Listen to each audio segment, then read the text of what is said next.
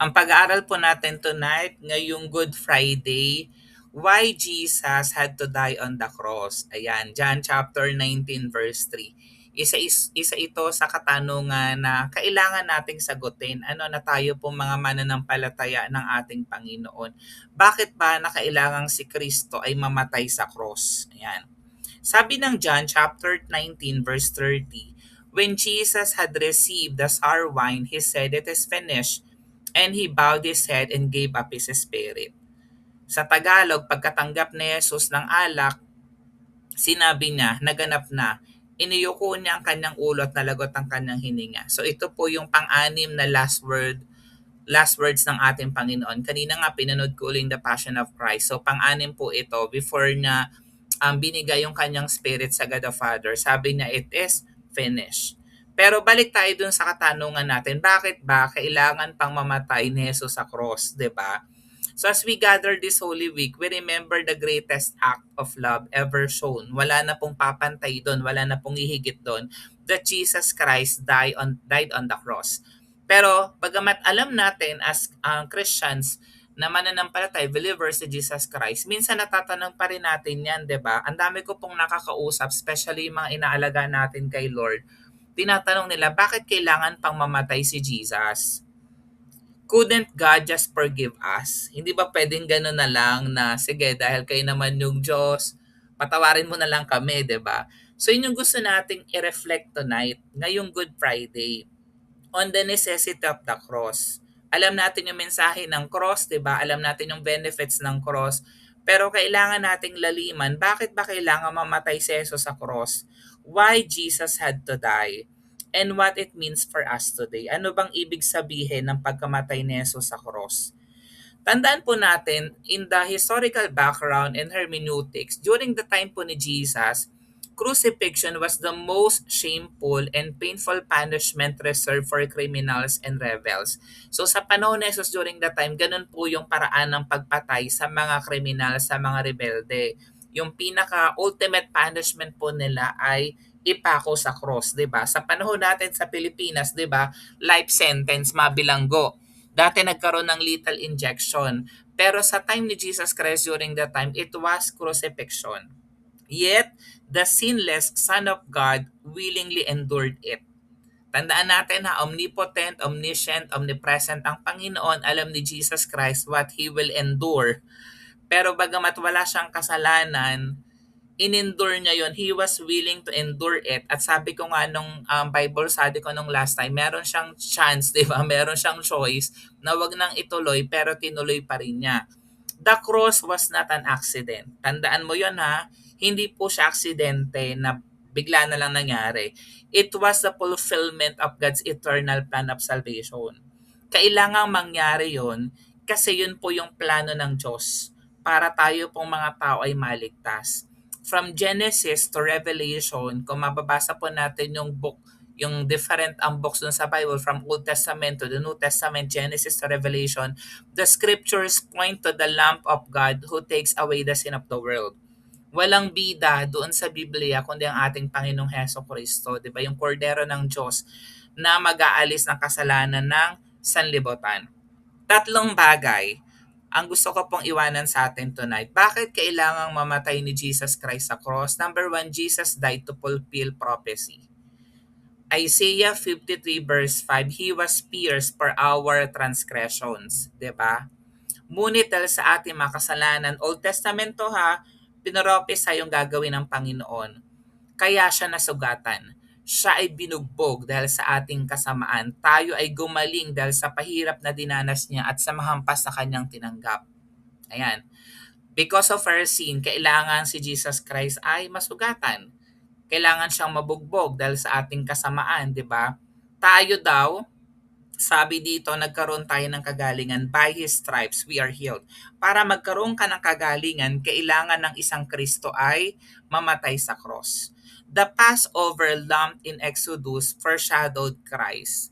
But the true lamb whose blood saves us from the dead is of course Jesus Christ, 'di ba? So yung Passover na nangyari doon sa Exodus na 'di ba nilagyan ng dugo yung hamban ng mga bahay para hindi sila ang pasukin ng angel of death. 'di ba? Pero yung tunay na lamp doon, walang iba kundi ang ating Panginoong Hesukristo. Pino-foreshadow lang kung anong gagawin ni Jesus Christ. Ngayon, alam natin na nasa atin na yung blood ni Jesus Christ. Kaya katulad na nangyari doon sa Passover lamb, meron din tayong buhay na walang hanggan. Hindi aksidente ang cross. It was foretold, planned, and fulfilled perfectly. Tandaan mo yan, Jesus died to fulfill prophecy. Kailangan mangyari yun kasi part yun ng God's eternal plan for us, humanity, to be saved. Pangalawa, yan, ito po yung illustration, di ba? Yung Passover, yung tupa na pinapatay, tas pinapahid yung dugo doon sa hamba ng pinto. That's also the picture of Jesus Christ na napako sa cross, nag-shed ng kanyang blood para tayo din hindi tayo magkaroon ng eternal separation from God, ng eternal death, kundi magkaroon ng buhay na walang hanggan kasama ang Panginoon. Pangalawa, Jesus died to pay for our sins. Kailangang merong isang Diyos, 100% man, 100% God, na mamatay for our sins. Bakit? Kasi sabi ng Romans chapter 6 verse 23, for the wages of sin is death. Sapagkat kamatay ng kabayaran ng kasalanan, ngunit ang walang bayad ng kaloob ng Diyos ay buhay na walang hanggan sa pamamagitan ni Kristo Jesus na ating Panginoon. Ang Panginoon kasi, syempre, just God, 'di ba? Kung anong sinabi na 'yon. So kailangan ng panindigan 'yon. Sinabi na yung kamatayan, ang kabayaran ay kasalanan, 'di ba? So ibig sabihin, mamamatay ang tao, 'di ba? Mamamatay ang tao because of our sins. In the Old Testament, sacrifices were offered repeatedly. Paulit-ulit yung ginagawa in the Old Testament. But Jesus, the perfect sacrifice, offered Himself once and for all. So you know, in the Old Testament time kasi, para mapatawad ka sa kasalanan, kailangan mayroong mamatay. Ginagawa nila, pinapatay nila yung mga hayop, tas inaalay nila yung blood. Yan. Para pambayad ng kasalanan. So paulit-ulit nilang ginagawa yon. Yun yung paraan ng pagpapatawad ng kasalanan in the Old Testament time, and it has to be done repeatedly. Pero si Jesus Christ, He was the perfect sacrifice. He offered Himself once and for all. Diba? Blameless, perfect, katulad ng mga lamb na ino-offer during that time. He was the one na qualified perfect sacrifice para hindi na ulit tayo paulit-ulit na mag-sacrifice katulad ng ginagawa in the Old Testament. Ang krus ang kabayaran ng ating kasalanan. Walang ibang paraan kundi ang dugo ni Kristo. Dapat settled ka dyan, ha. Kasi tinatanong mo, pwede namang angel na lang ng Panginoon yung mapako sa krus, di ba? Hindi sila qualified. Wala ring tao all over the world na qualified to do that. It's only Jesus Christ, dugo ni Jesus Christ, yung tanging paraan para mabayaran yung ating mga kasalanan. So, ganun po ka-important yung pagsasacrifice ni Jesus Christ sa cross. Pangatlo, of course, Jesus died to demonstrate God's love. Pagpapakita yon ng dakilang pag-ibig. Alam natin yung verse na yan, John 3:16, for God so loved the world, sapagkat gayon na lamang pag-ibig ng Diyos sa sangkatauhan, kaya't ibinigay niya ang kanyang kaisa-isang anak upang ang sino mang sumampalataya sa kanya ay hindi mapahamak kundi magkaroon ng buhay na walang hanggan. So very clear yan sa atin. Diba? Kaya kailangan mamatay ni Jesus Christ sa cross more than just saving us, na magkaroon tayo ng buhay na walang hanggan. Pinapakita doon kung gaano kadakila yung pag-ibig ng Lord sa atin. Di ba yung God the Father, hindi lang siya willing, kundi ginawa niya talaga na inoffer niya yung kanyang nag-iisang anak para sa atin na makasalanan, na hindi worth it, na hindi deserving. Katulad din ng example ng prodigal son sa Luke chapter 15, di ba? It shows the Father's heart of forgiveness. The cross is the ultimate proof of that love. Sa krus, ipinakita ng Diyos na walang kasalanan na hindi kayang patawarin ng kanyang pag-ibig. Tandaan mo yan, ha, pinakita ng Diyos, ng Panginoon, walang kasalanan, ha, na hindi kayang patawarin ng kanyang pag-ibig. Ganong kadakilang love ng Lord. Temo dun sa Luke chapter 15:21-24, nung bumalik na yung prodigal son. It's the picture of the love of the Father to us. Sinabi ng anak, Ama, nagkasala po ako sa Diyos at sa inyo, hindi na po karapat-dapat na tawaging anak ninyo. Di ba parang ganun din tayo?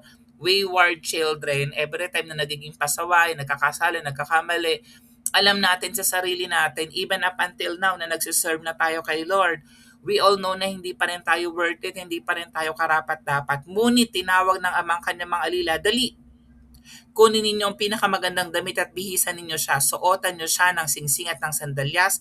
Katayin ninyo ang pinatabang guya at tayo kumain at magdiwang sapagkat ang anak kong ito ay namatay na, ngunit siya ay nabuhay, nawala, ngunit muling natagpuan at sila ngay nagdiwang. Tindi, no? So, ganun yung love ng Lord sa bawat isa po sa atin.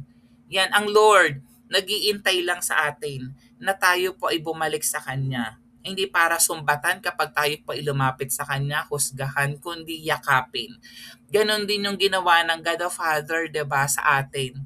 God the Father, He was willingly sacrifice His Son, His only begotten Son, Jesus Christ, para magkaroon po tayo ng kaligtasan ng buhay na walang hanggan. So, ang conclusion po natin tonight, the cross is both a symbol of suffering and victory. Again yung cross hindi lang ito patungkol sa paghihirap ng ating Panginoon sa cross, pagkikerry ng cross, kundi it's all about victory. Jesus' death was necessary so that we could have life. Para magkaroon ka ng buhay. Zoe life, di ba? Maayos, maganda, masaganang buhay here on earth and even after this life. Sabi niya, it is finished. Means, tandaan mo, our debt is paid, our salvation secured, and our hope assured. So tinapos na po yun ng ating Panginoon. Nagsisimula tayo sa finished work of Jesus Christ. Kaya walang bagay na hindi po natin kaya mapagtagumpayan dahil tinapos na po ng ating Panginoon. So as we remember Holy Week, let us not only recall the events, but live in the reality of the cross. So sana ganun hindi lang natin patuloy inaalala, minimemorize kung paano nag-sacrifice si Jesus Christ sa cross, kundi nabubuhay tayo sa reality ng cross. Paano? Forgive as we have been forgiven. Yung mga taong nagkasala sa atin, nagkamali sa atin, patawarin natin. Share the gospel boldly. 'Di ba? Yung mga napapakinggan mo na salita ng Diyos, i-share mo. Yung first ministry mo, syempre, yung family mo. 'Di ba? Yung friends, relatives mo, classmates mo, katrabaho mo, 'di ba? Because the cross is the power of God unto salvation. And then syempre, kailangan merong application sa buhay natin. Live holy lives, honoring the one who died for us. Kailangan na i-invite natin yung Christ-likeness. Kung sino si Kristo, dapat nakikita po sa bawat isa sa atin. Ang challenge po sa atin tonight, kung si Jesus ay handang mamatay para sa atin, handa ba tayong mabuhay para sa Kanya? Again, kung si Jesus, hindi lang siya basta handang mamatay, kundi namatay na talaga siya para sa bawat isa sa atin. Ang tanong, handa ba tayong mamuhay para sa Kanya?